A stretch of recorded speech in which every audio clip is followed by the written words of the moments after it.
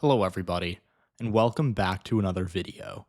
In today's video, we'll be taking a look at the 2024 presidential election, this time according to the 538 model. 538, after having their model on pause for over a month now, they finally released their new model for adjusted for Kamala Harris versus Donald Trump. And it's interesting. We're going to be taking a look at it today, talking about what it predicts, what I like about it, what I don't like about it. But overall, I'm a fan of this model. I think this is one of the better models they've built in recent years. I thought in 2020 they were very bullish on Democrats. I thought in 2022 they were very bullish on Republicans. This year feels right to me. I'm not saying I necessarily agree that Harris is a 58% chance of winning this election, but realistically, that's close to what I'd say, at least as of today. I think if you watched my video yesterday, you'll know that I think if the election were held today, Harris would be a slight favorite to win, so maybe in the low 50s. But this is a good model, and I think that the map looks good. It's consistent, and even if you don't agree with all the calls, they do make sense within the context of each other. So let's get into that. Let's talk about this result. So as you can see here, they take the polls into account, as they always do. They use fundamentals. Well, what they did differently from the Biden model, where they actually had Biden in a toss-up race with Trump on the day he dropped out, was they actually weighted fundamentals a lot more than they weighted the polls. Fundamentals obviously meaning, the economy, incumbency, things that aren't really specific to a cycle that, just apply to all elections. And so that's why they had Biden doing better than the polls had him doing. The polls had Biden doing horribly, but the economy wasn't that bad. We aren't in a recession. We aren't in a major war right now. And he's the incumbent. Or he was the incumbent. So that to me, kind of signals that they knew they were in the wrong about the Biden versus Trump model, and they changed it. So now the polls are weighted a lot more than they would have otherwise been. And so as you can see here, Harris has improved a lot over the course of the past few weeks. Trump was favored up until about August. It looks like August 8th, so a few weeks ago, or really 2 weeks ago. And Harris is now expanding that lead. She is favored to win 287 electoral votes. And let's take a look at the map. So as you can see, the closest states here, Nevada, Arizona, Georgia, North Carolina, and Pennsylvania. Michigan, Wisconsin usually are in that column, but they have these as lean blue. Wisconsin, Harris, 61% chance. Michigan, it's 62%. And then you look at some of the more outside states like Texas, Trump, 74%. I think it should be higher. I think it should probably be like 85. Minnesota, Harris at 80. I think that could also be a bit higher. Broadly, I think a trend that I noticed with all models, not just 538, is what is that models often are conservative on estimates. So for example, they give the underdog a higher chance of winning than they should have, right? Like, I don't think Trump has an 8% chance of winning Colorado. I think it's like a 2% chance, if that. But typically when you build one of these models and it simulates it enough times, you will find Republican victories in blue states. You'll find Democratic victories in red states, which is why Harris's 17% chance of winning Ohio, another example, something I'm not a huge fan of. I think it's like 5%, maybe less. So keep that in mind as we go through this. But broadly, like the margins, not the probabilities, the margins are very good here. So we'll take a look at the swing states, but I have kind of made this on electoral map for you all to see a bit easier, because obviously this map isn't very pleasing to the eye. But again, this is what the electoral map would look like. You'll notice that there's kind of, as I said, there's 5 close states. What you get in Nevada is Harris wins by around exactly a point. Yeah, she's up by 1.0 there. Arizona, she's up by 0.8. She wins Pennsylvania by 1.2, which is the exact margin Biden won it by in 2020. Then she's up in Wisconsin by 2.4 and Michigan by 2.8. And then Trump holds on to Georgia by 0.6, wins back Georgia rather by 0.6, holds on North Carolina by 0.4. So, these 5 states are really the closest. It's Pennsylvania, Nevada, Arizona, Georgia, North Carolina. And so what's interesting is that if you believe this model, Harris, her path is really just because they're not pretty confident, but they think she has a very good chance in Michigan, Wisconsin. If you take away the toss-up states, all she really needs here is to get Pennsylvania, because if she gets Pennsylvania, she wins the election. Now, if she doesn't win Pennsylvania and she wins Arizona and one of North Carolina and Georgia, whichever one that is, but loses Pennsylvania, loses the other one of these, and loses Nevada, she can still win. So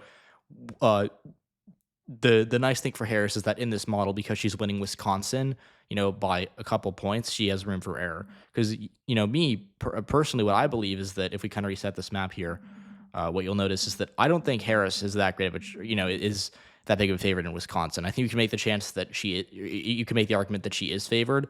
It's a toss-up state for a reason. You can make the case for either side, but they think she's favored here, like with a 61% chance. So let's just assume Trump wins Wisconsin. My path for her is more difficult because if she loses both Wisconsin and Pennsylvania, she has to win, Georgia or North Carolina. If she loses Nevada, by the way, she has to win both of them.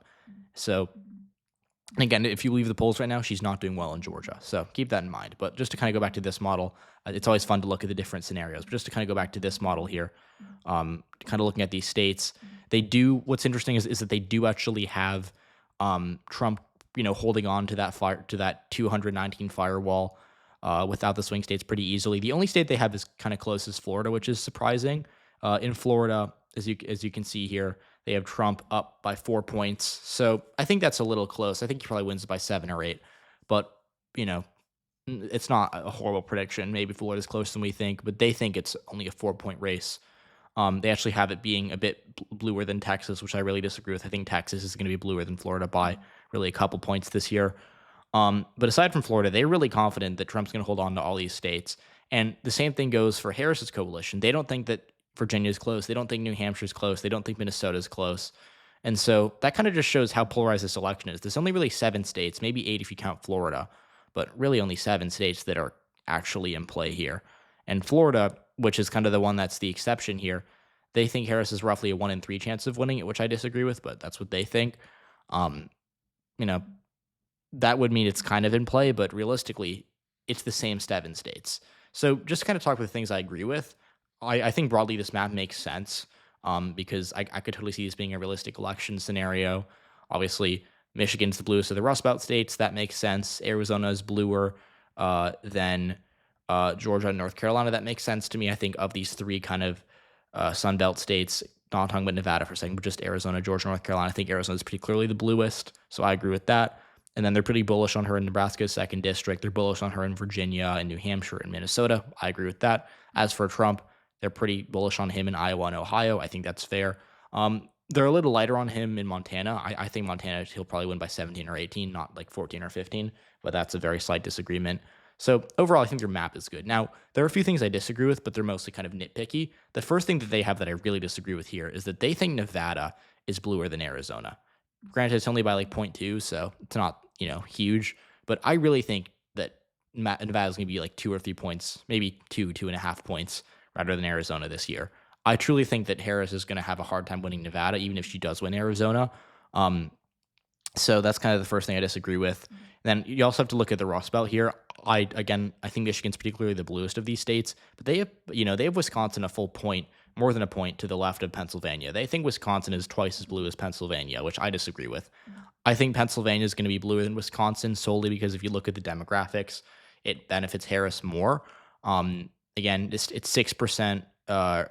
Wisconsin 6% wider than Pennsylvania. It's less college educated.